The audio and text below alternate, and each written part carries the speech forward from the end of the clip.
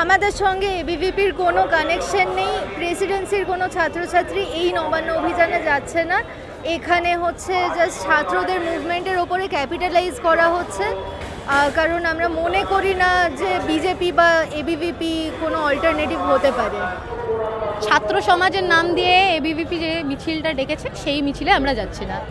এখনই নবান্ন অভিযানের পক্ষে নই। আমরা প্রথমে বলেছিলাম যে মুখ্যমন্ত্রী যদি আমাদের কথা দাবিগুলো মেনে নেন। আমরা দিনের পর দিন আন্দোলনে বেরিয়েছি এবং আমরা অনেকবার বলেছি যে আমাদের দাবি শান্তভাবে বিচার চাইছি। আমরা সরকার ফেলে দিতে আসিনি। আমরা বিচারের পক্ষে, সরকারের বিপক্ষে নই।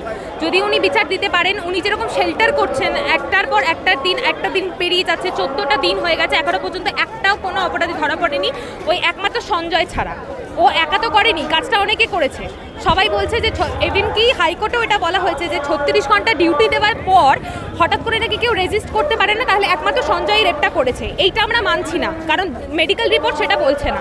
তাই আমরা চাইছি মুখ্যমন্ত্রী যত তাড়াতাড়ি পারুন আপনি বিচারটা দিন। যদি না দিতে পারেন তাহলে এবার আমরা পরবর্তীকালে নবান্ন অভিযান ছাড়া আমাদের কোনো গতি থাকবে না। এখনো কোনো ডিসিশন নেওয়া হয়নি, আপাতত এটাই মিছিল ছিল।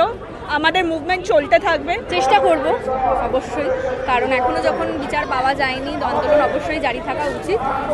এই মুহূর্তে আন্দোলন করা এবং নিজেদের দাবিটুকু ছাড়া আমাদের কিছু বলার নেই। যত তাড়াতাড়ি সম্ভব বিচার চাই। যাচ্ছে নবান্ন অভিযানে না,